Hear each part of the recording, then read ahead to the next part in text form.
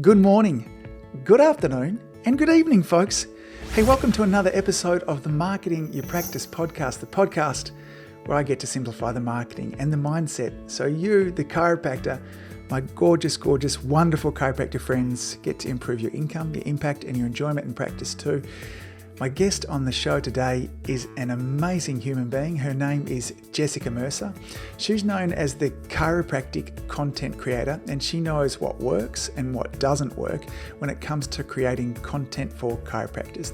Now, in this episode today, you're going to learn how to create content that connects with your ideal patient, that inspires, that engages, and that connects with them emotionally. So ultimately, they end up making an appointment at your practice. You'll learn about how often you should be creating content, what sort of content you should be creating.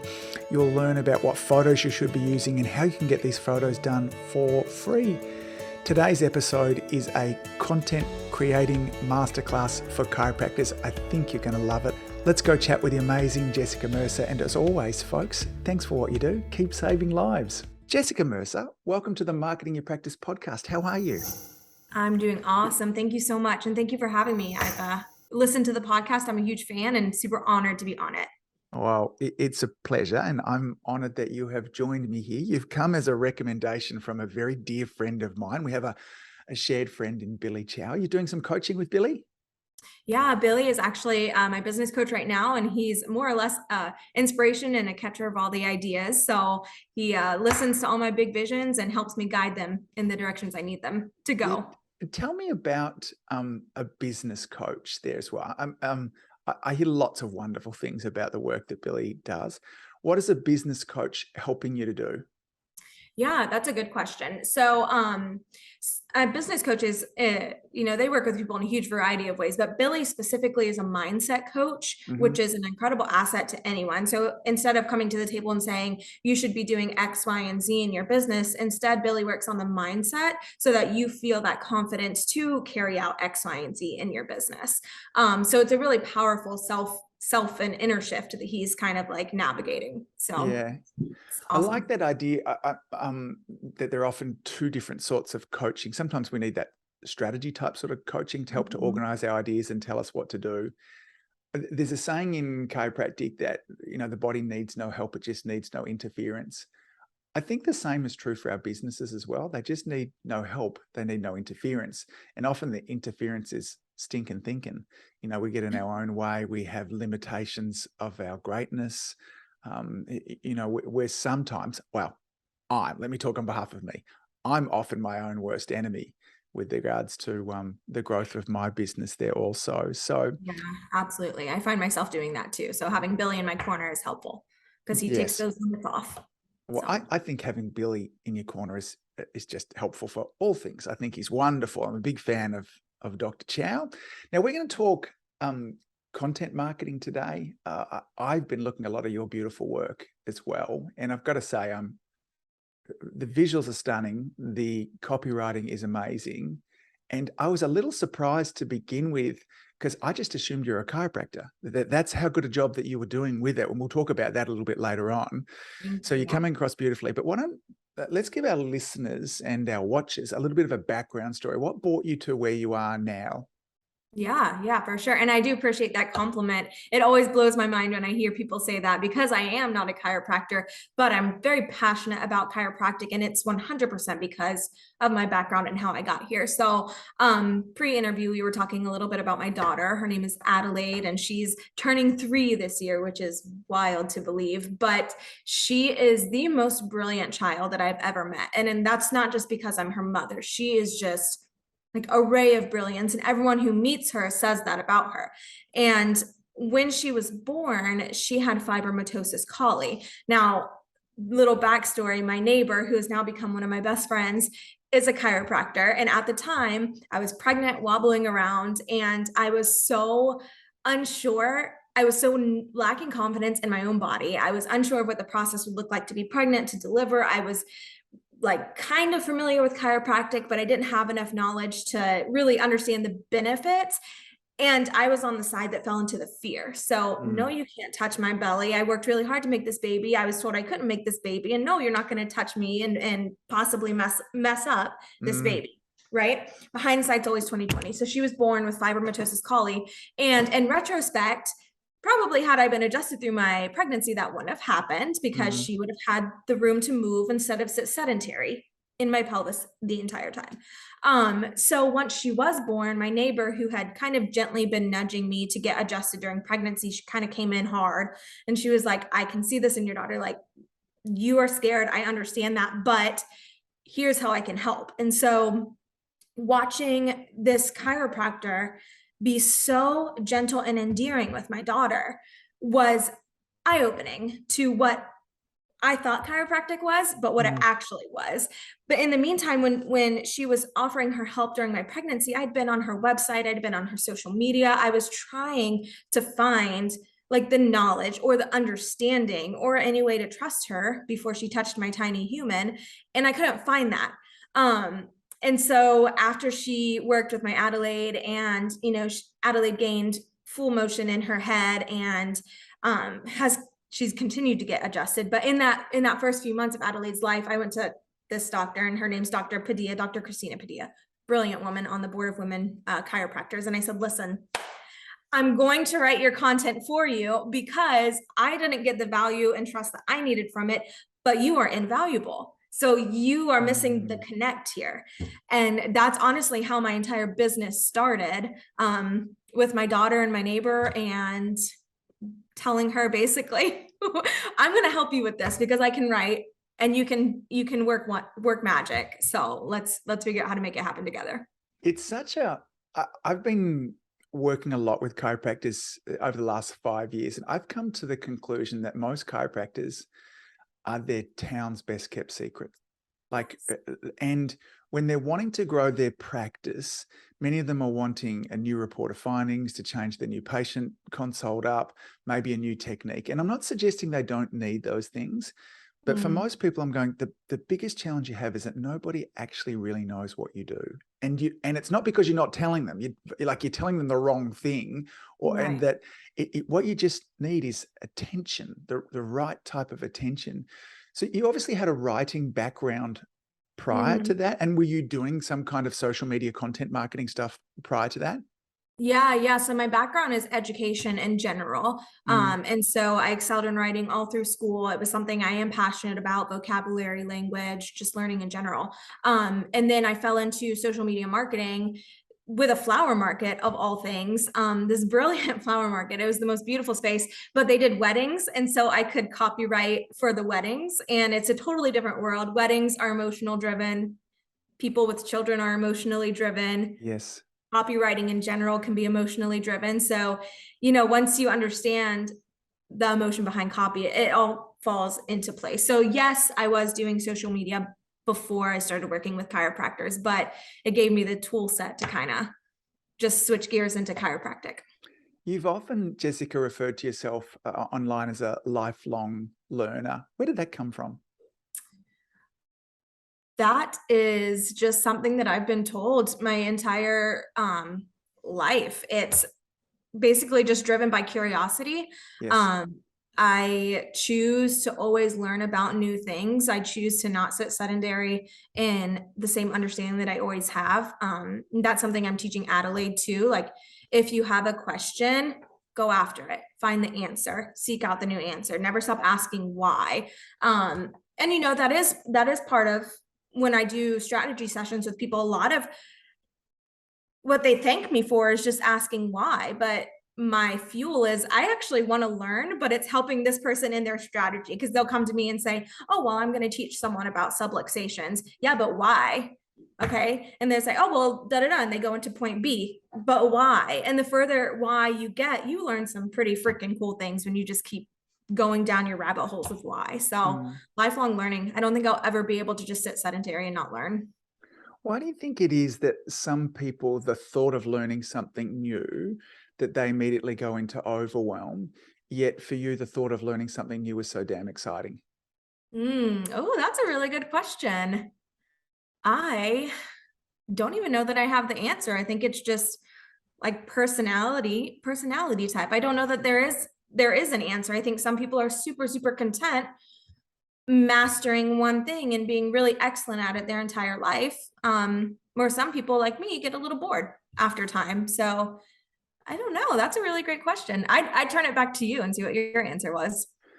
I think it has something to do with the conversation they have inside of their mind in terms of because learning new things can be difficult. And then I think it's what conversation are we having in around our mind with regards to it being difficult? Does it mean I can do it? I can't do it? Should it be Mm. easy? Mm. This thing, it's been interesting for me at 46 years of age to have to step into lots of new technology. And, I just have a belief now that technology comes easy to me. Like, that's just my belief there too. You have a belief that you're a lifelong learner. And so therefore it's who I am. Like, it's an identity thing.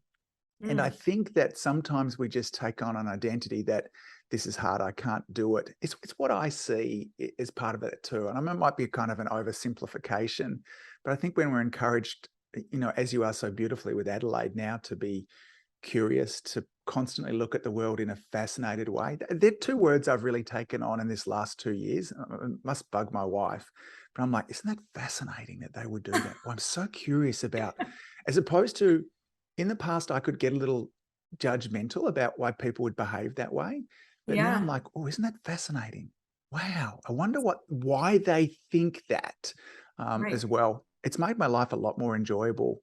Right. Um, And you turn from a place of feeling disgruntled in those situations to like being genuine. Maybe I can learn something new from this person. Why are you feeling that way? yeah, totally, totally, Yeah. totally. Yeah. I love that. So how did you go from working with this one chiropractor to then starting to work with many? Yeah, so word of mouth is a very, very beautiful thing. Yeah. And that's essentially been the root of my business up to this point is word of mouth. I found that once chiropractors caught on that there was someone in the industry who could actually understand the science behind it, Mm. but write in a way that the consumer understood and related to and is really good, for lack of a better word, it kind of spread. It just really spread quickly. And people were realizing like, hey, oh my gosh, I don't have to write all my own stuff because there is someone out there who can do it. And they just started referring. There's a lot of communities out there, a lot of Facebook groups and other chiropractic communities in general, and they support each other. And one way they support each other is finding resources for their business. And I've been very, very fortunate to be on the end of the receiving end of people funneling resources. What So What do you think it is that why a chiropractor is often not the best person to be doing this? What gets in the way of us creating great content, even if we necessarily have the skills? Let's say we've got the time and the right. desire, because a sidestep with this too, I often find that we're not the great. I train and encourage a lot of CAs to be doing this. I've had Mhm. CAs managing our social media of one of our practice over the last 3 years. And not Mhm. only does it save us time, effort, and energy, but in many cases they actually do a lot better job. Once we give them a little bit of the information going forward, that they do a better job than we do as chiropractors most of the time. Why do you think that is? Oh, yeah, fair question. So, I always love to refer to you guys in general, the chiropractic bunch. You have such beautiful minds. Like you have such a depth of understanding of the human body. Mm, And it helps you really understand and perform your job really, really well, but you're so passionate and excited about it. So when somebody asks you a question, you go deep. Like you go really deep in your understanding, but it's not at a level that anybody else can understand, unless it's mm, another chiropractor, in which case you're not marketing to them anyway. mm. And so when you have someone from the outside perspective, and I found that with CAs, a lot of times your CAs were patients before they were CAs. They Yeah. come in naturally into the office, right? So when you compare someone who understands what's happening to their body because they've listened to you geek out a lot, but Mm, also understands it from the recipient perspective and hasn't necessarily spent their time learning each anatomical term, they can take the two sides of it and marry it to where your consumer can understand it. It's not that heavy science anatomical. And I love to throw out the word subluxation because it's everybody's favorite word to put in their content. Like, what is a subluxation? And you can answer that question in a lot of ways, but when chiropractors go to answer it themselves it's generally not in a way that anyone can understand. Except other chiropractors. So I think that's why people from the outside perspective, whether it be a CA or an experienced copywriter, can approach it from a totally different way. And it's not that you're bad at it. It's just that you're so passionate. And there's been a language that we have been trained throughout university, to communicate that way to our lecturers, in our writing, in our exams. We've been trained to use the big words. And then sometimes too, whether consciously or subconsciously, chiropractors, we are the underdog all of the time. And there are often trust issues involved. And so one of the ways that we try and overcome the trust issue is by using all the big words, is by showing that we're intelligent, that there is research behind this. And somebody asks a simple question, and before we know it, we're talking about the amygdala and sympathetic over, like we just get into this stuff. I was listening to a podcast recently that was talking about gut health. And this is a podcast that was meant for the lay person, that was very quickly going into how gut health affects brain function, affects sympathetic nerve system function, and then went into a whole cascade of, again, adrenal hormones. And I'm like, nobody is understanding this. If you don't at least have an undergraduate degree in anatomy and physiology, like I was sitting there listening to this going, all of these ideas that make sense to me, that, at 25 years. And it was a real wake up for me. I'm like, I did that a lot as a chiropractor to my patients. Some of the feedback I hear back from chiropractors is that they don't want to dumb it down.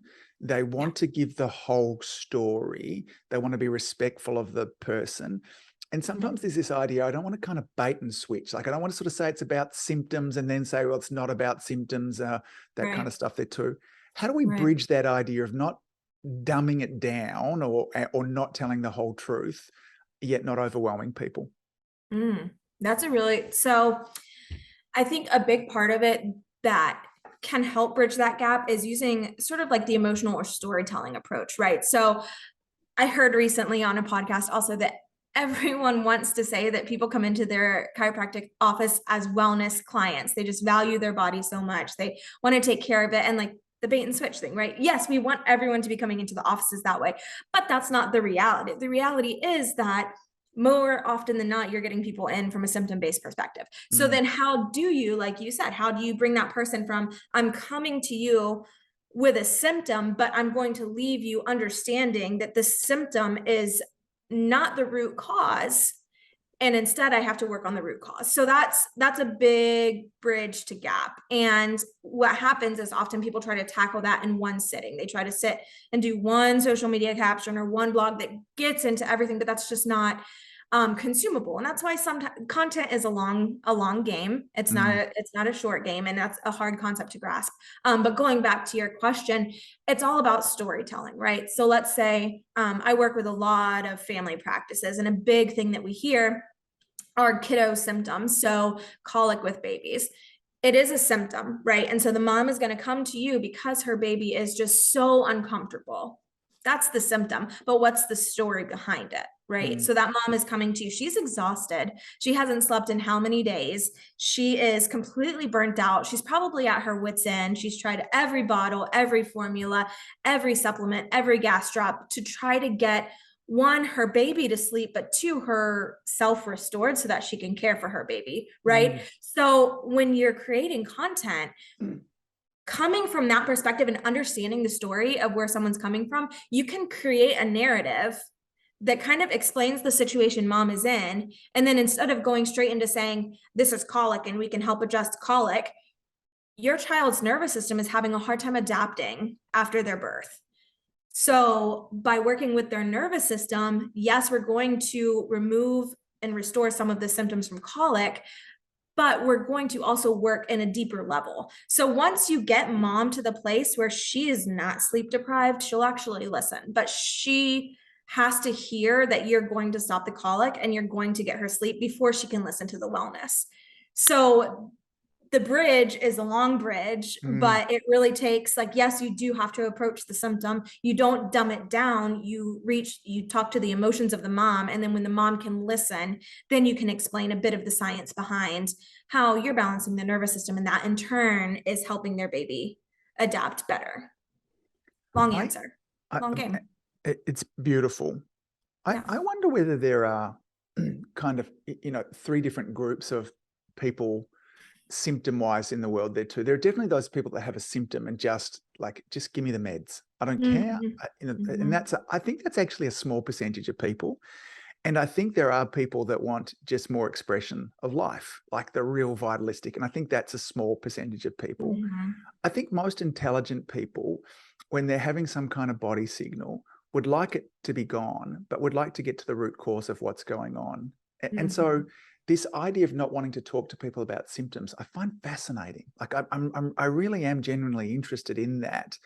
It's like, why would we not, because if you present chiropractic to people that says, look, it's not a back problem, or it's not a head problem or a neck problem. You've got a health problem. Your nervous system's not working properly, as you talked about there before.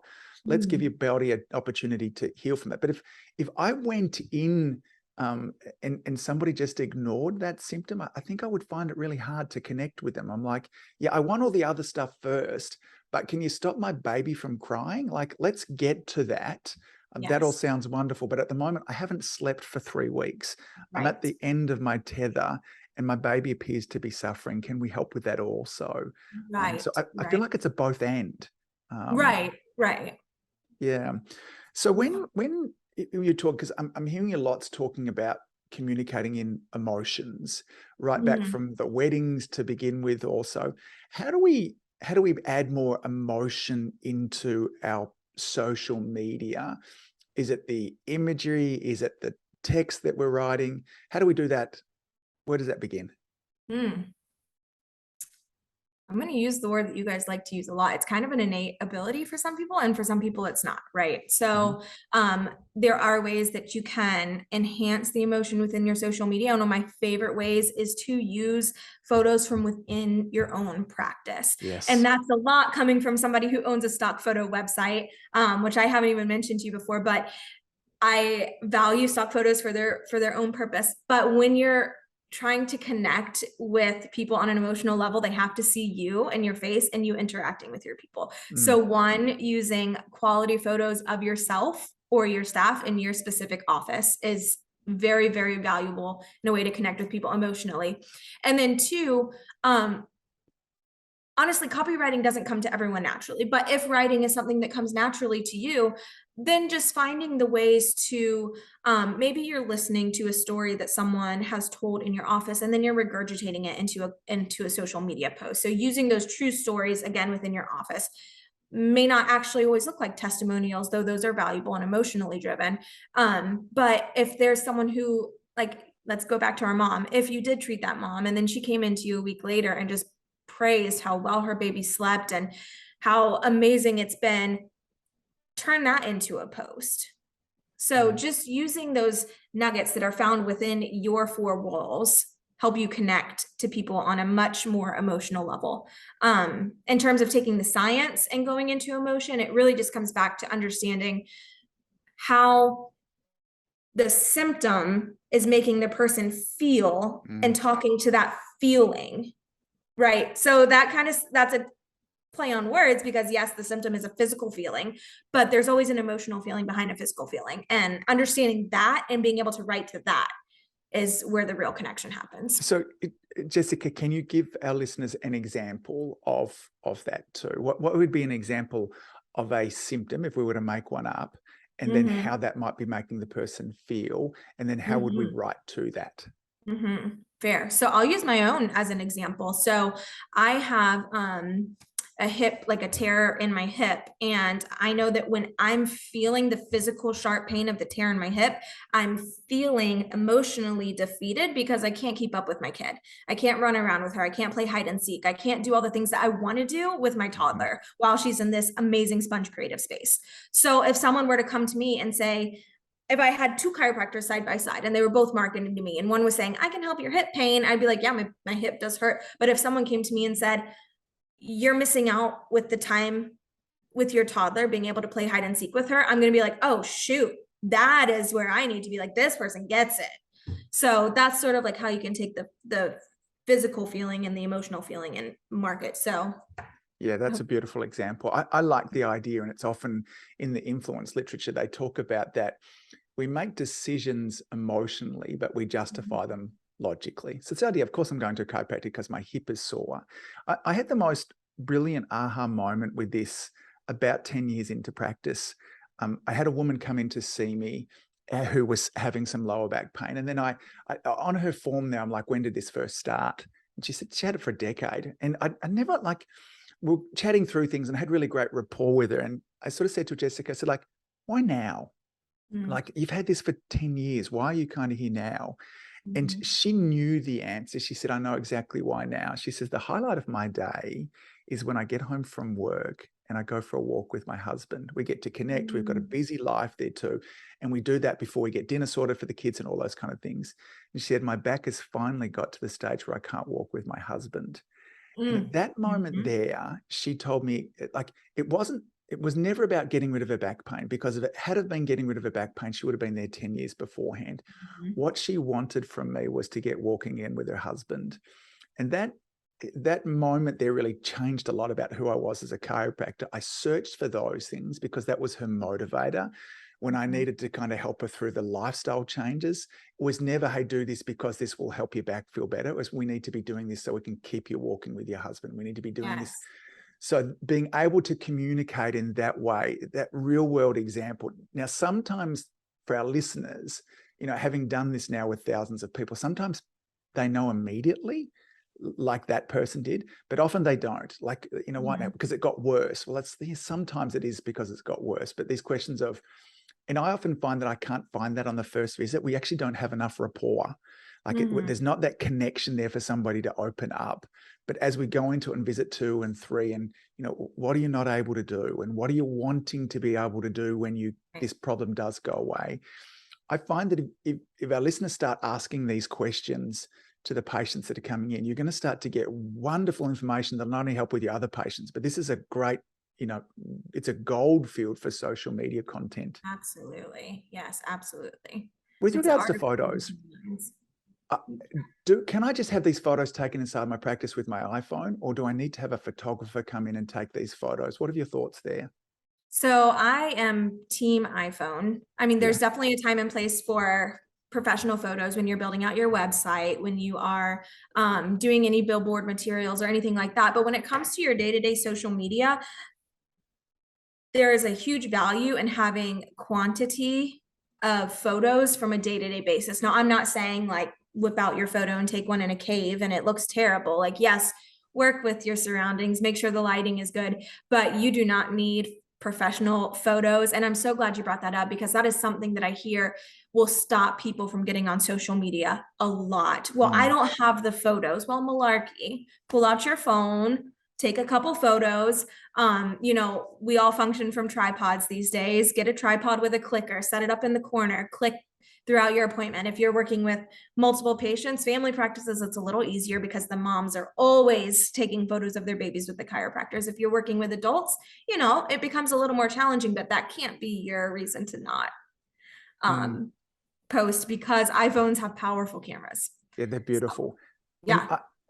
We're talking about photographs here that are not staged, look at the camera, smile, 1, 2, 3, cheese. Right. This is kind of my understanding anyway. These are photos of you doing the work that you do, capturing those moments. And particularly, as you talked about at the very beginning of this, there's a lot of confusion about what is the work that a chiropractor will do with a baby, particularly now that we, love it or hate it, but there's these crack videos everywhere of people just, head strap stuff going on. And as they're becoming more and more popular, then the idea of saying, I'm a pediatric chiropractor, it's like, you can do that stuff to my kid. Like, I think that we need to be showing certainly photos, but I think video even more so. That's, again, that we're not talking about a Hollywood production, but just show some work. Like, when people see babies being adjusted and they're asleep or they're smiling or they're loving it, and sometimes they get a bit cranky, don't show those videos. Right. Save but those ones. yes, they can be the other time there too. But that's what I often recommend. Are we on the same page? We're definitely on the same page.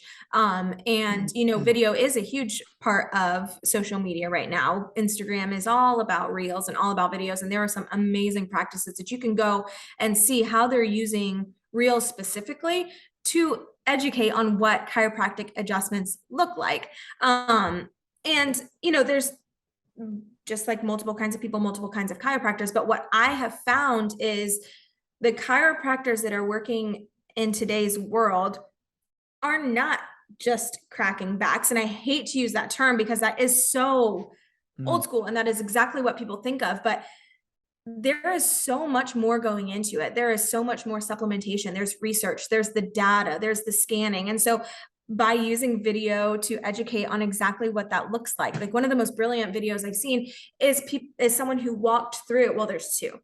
One is someone throwing a baby doll on a table and like what people think it looks like, and they throw the baby on the table and then what it actually is, and they show an adjustment on a real baby. So yes, that's hilarious. Yes. But someone once walked through the science of using the Insight scanner, what it looks like, what the scans look like, and how that drives their decision to adjust. And so when people understand that I'm not just, well, not me, but chiropractors aren't just coming in, cracking wherever they find a crack and going on with their day, that there's something behind it, something so intelligent behind it. That's where a lot of the value comes from. And you can do that with video. You can do that on 30-second reels. It takes more than 30 seconds to create it. Some people work on them for hours. But yeah, absolutely. The candid moments, the real moments that are captured with the natural just flow between the doctor and the patient. When it comes to things like frequency, how often do you think that practices should be posting? Good question. So I have my gray area answer that everybody hates, but it's as often as you can stay consistent. Yes. So if that looks like, I would suggest no less than 3 times a week, just so that you can stay on top of things. But if that only looks like 3 times a week for you, but you can do that consistently, then post that amount. With my clients that I serve, we post 5 times a week. And we do that based on what 5 days the data shows are the most active, what times are the most active, that sort of thing. And I definitely see a difference in the practices that post 5 times a week versus the ones that post 3. However, 3 is better than 0. Consistent is better than nothing. So if you're a practice out there who is not doing anything and this whole podcast feels overwhelming, just start with a Monday, Wednesday, Friday. Every Monday, Wednesday, Friday, set a goal. I'm going to post something authentic and natural today. It doesn't have to be so challenging. I get the question in around times and days often there too. You think it matters? I know it matters. So there's actually data. This is my science brain coming out. There is data for each individual person. It's not overall data. Instagram has these charts they produce that say, X, Y, and Z days at X, Y, and Z times are the time to post, but that's based on the data of every user on Instagram. But there's a way to actually go into your own accounts and see when exactly your audience is most active. And it goes by day and it goes by hour. So you could be posting, you might need to post at 7 p.m. on a Monday, but at 3 p.m. on a Tuesday, your audience is actually more active. So yeah, there's so much data behind it. And that's something that I cover in one of my courses. And it's something that I'm super passionate about. You don't adjust blindly. We don't post blindly. And is that information available if somebody's wanting to find a little bit of that out? Could they find that through their insights, both on Instagram and then, so it is through there also? Yeah, it's through the insights. Yeah, innately on the app, which is amazing. Of course, there's programs that you can use too, but innately built into the app. Instagram makes it really easy to find the insights on your profile. Facebook recently did an update that makes it a little more challenging to dig with their new business suite, but it is all there. I'm fascinated by that from a company that owns both of them, because I totally agree. Go through the Instagram app, go through the insights. It's all there for you. Go through the Business Manager app. It's a nightmare. There's bits and pieces missed out. You need to end up going over to the desktop through the Creator Studio. And even that's not as good as the Instagram app. I'm like, come on, man. It's the sort it out. please. I know. It's terrible, but they're doing their best to combine the two, but it didn't work very well. Can you give our listeners some ideas of, do you talk about types of posts in terms of, do you silo them into, I often talk about two different types of posts: connection posts, where our goal is to connect with people, to show that we're human beings, the social side of things. And then I talk about transformational sort of posts. These are really how-to, these are helpful. And obviously there's an overlap between the two. How do you think about creating content? That's a good question. So a lot of people use, you'll hear the terms like content pillars and topics. And it's a different way of thinking about the same thing that you're doing. And that's the way my brain functions, is in the content pillars and topics world. But that being said, within all of those topics, then there's multiple different ways to post. So it goes deeper than just educational, transformational, that sort of thing.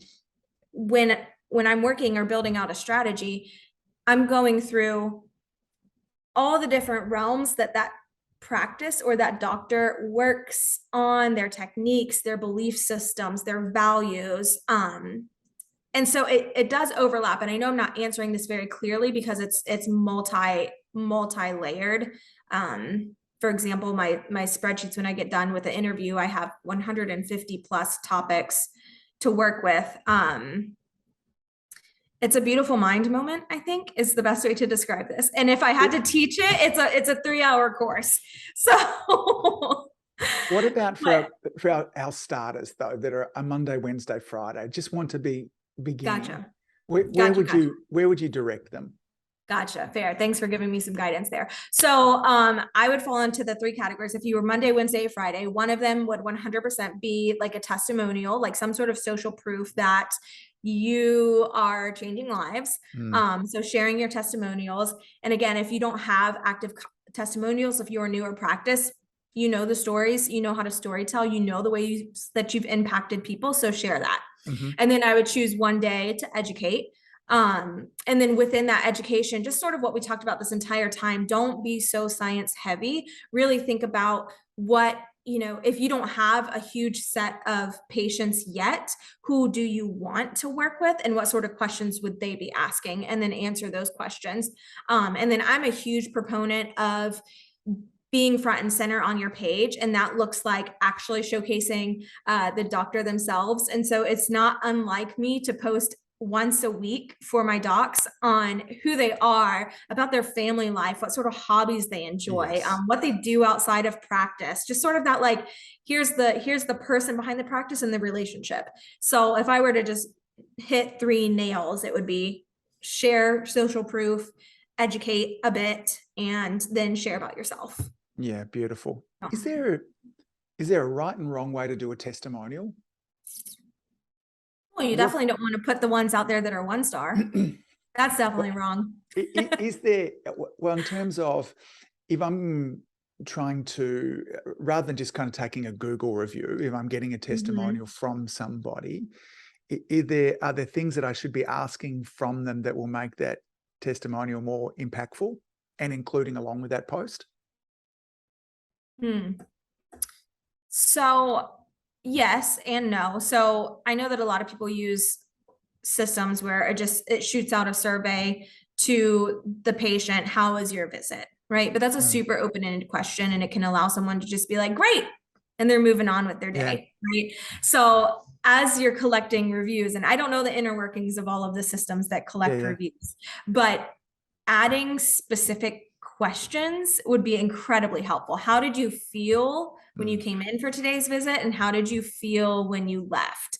And if you work with someone for long enough, they'll start to recognize that, like, you're not really asking them, did your knee hurt when you came here? And did your knee hurt when you left? You're asking like how they felt generally when they came and left. So asking super specific questions is helpful. And then, just knowing your patients in general. So I have some doctors who will shoot me a picture and say like, hey, this little man pooped.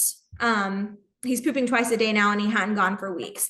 Well, that's not necessarily like a testimonial, but it can be turned into one. So just listening to what your people are saying, and once you become comfortable enough with your patients and you can kind of share their story in what Yes. would probably be their words.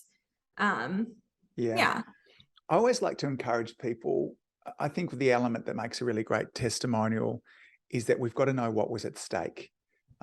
In any great movie, we can't really connect with the hero until we know what's at stake for her. Like, if she doesn't succeed, what happens? And so that same story of, here's a photo of this little bub, he wasn't pooping and now he is. But if we know that he was scheduled for surgery next Thursday, then all of a sudden we know what's at stake and it becomes a lot more interesting. So that would be my tip for those of you that are doing testimonials, is find out what was at stake there too. So that's a I great want to one. remind our listeners in terms of where we're up to. Okay, so Jessica's talked about 3 times a week, Monday, Wednesday, Friday. Monday's a testimonial. Okay, so start getting some testimonials. Ask your peeps what's at stake. Second is, you're going to educate. Okay, don't be too sciencey. Tell the story in behind it. And the third is just share some behind the scenes. Let people get to kind of know you. You don't need fancy photographs. Get your iPhone out. Start taking photographs of you actually doing your work. And that's a damn good place to start. Are we missing anything? No, I think that really covers it. Start there. And I think that people who are doing nothing and start there will be amazed at the difference it makes. Yeah. So if people want to accelerate that, or if they're already doing that, they want to make things better, and they want some help, tell me a little bit more about how they would work with you, the type of services that you offer, some of the onboarding process, and how they find out more. Yeah, absolutely. So working one-to-one is one of my favorite ways to work with practices. And so that's sort of like the highest level to work with me, is that one-on-one approach where I am in your back pocket. I only work with a very select few practices, but I know everything about you, to the point where sometimes the doctors are like, oh my gosh, Jessica, please stop texting me and asking me how my weekend was, because they know I'm going to put it on their social media at some point in the next month. But what I do when I'm working one-to-one with those practices, those would be for the people who are already doing their own thing, but are ready to hand it off in a way that they know is going to still remain authentic to their practice. And so we do an onboarding process. I have surveys where I ask all sorts of questions. So I really get to know that person, their practice, what sets them apart, and like what their values are, because that drives a lot of the content that I write. And then, I'm creating strategy for them. I'm running numbers for them. I'm writing all the content for them. I've asked them for their photos into a drive, and I'm hand selecting the photos to see what goes with what content topic. And then it's completely hands off for the doctor. So they're really handing over the reins and trusting in my ability to write copy. Now, yes, they do get to see everything before it goes on. I'm not taking the castle and never giving them the key. But for the most part, these docs find that they really can just be hands off, hand it over, and confidently walk into the week knowing, okay, cool, my content's done. But I recognize that that's not the right spot for everybody. So recently I've launched a content membership, which is incredible. It is basically an entire membership hub where doctors can go and get monthly content calendars, educational videos, some of those resources we were talking about. Like if someone wants to learn how to blog better, there's resources about how to blog in the practice. And that membership hub is the sweet spot for people who need someone who understands chiropractic to write really great content for them, or for the people who we were mentioning who really don't have that innate ability to write on that emotional level, but know they need it. The membership hub is where it's at for those people. So you can join the membership, get every month, you're going to get a new content calendar with 20 captions, 12 graphics already done for you. And that's sort of your plug and play method. And then the sweet spot in the middle, where I find a lot of people, is they want the plug and play method, but they want it to be slightly branded. So I work with people where, yes, they're membership hub members, but they send me their logo, they send me their brand colors, and I spruce it up a little bit where I add in their contact information and their practice name. So it feels custom, but it's not that I'm in your back pocket level of custom. So there's kind of 3 different levels of support that I offer to people, just depending on what the practice needs. I love it. As I mentioned earlier on, I've had a good look through your content. It just looks beautiful. And if our listeners are, there are lots of different companies out there doing kind of. Like, I see some, it concerns me when I see companies posting the same thing across 100 different practices. I'm like, nah, Mhm. I don't get to know you. I'm not quite sure that's the best strategy. Is it better than nothing? Probably, maybe. I don't know. There needs to Yeah. be this bridge where you can express your personality, and either that's because Jessica and her team are starting things off for you, or she's doing it for you, or there's that kind of in the middle there too. I think it's a great business model. I think you'll do really great. Where will people go to find out more? What's the best website? Where should they find you on the socials? Yeah. So right now my socials are J Mercer Marketing. So at J Mercer Marketing, but soon we'll be falling under the Chiropractic Content Writer. And that's a strategic rebrand to really embody the fact that, at once I did call myself marketing for chiropractors, but what I've recognized is I'm not a marketing team. I'm a copywriting team, and I'm a damn good copywriting team. And Mm. so we are now the chiropractic content writers. So within the next week, that's where you'll be able to find us. All the social media handles will change to that. My website's going to become the chiropracticcontentwriter.com. And yeah, that's where everything. Oh, I'm sorry. I totally butchered that. It's going to be the chiropractic content creator.com. So it's still new. It's still learning how to roll off my tongue. But it's an awesome shift. Yeah. All the links will be in the show notes there too. Yeah. I get it. So many times I muck up the intro to this podcast. I'm like, hang on, you've done it 300 times, dude. You should have it by now. So, but sometimes these things happen there too. Yeah. Jessica, thanks so much for sharing with us today. I've really loved our chat there. And, there's some beautiful take home. We get in our own way. We started this off in terms of, from here, please don't let overwhelm get in the way, gang. Jessica has laid out a lovely little posting schedule for you. She's shown you exactly what you can do to get started. Just get started. Something, you are enough. And as I mentioned beforehand, the issue is that most people don't know about you. Okay. So just get out there and share some of your brilliance there too. So I think we've probably got a round two in us at some stage, Jessica, to come back and talk more about this also. I would love it. Yeah, we could dive multiple layers into this. So you let me know when you're ready, and we'll put our thinking caps and learning caps back on. So sounds like a wonderful, wonderful thing. So enjoy the rest of your evening. Thanks for sharing with my wonderful audience. Thank you. Thank you. And we'll talk again soon. Have a great night. If you've enjoyed listening to this podcast, you have to come and check out my Community Influencer Program. It's my monthly coaching program where we take all this material and I'll work with you to help you apply it, implement it, and systemize it. The Community Influencer Group Coaching Program is designed to help you increase your practice income, impact, and enjoyment. Join me over at anguspyke.com/join. That's anguspyke.com/join. I'd love to see you there.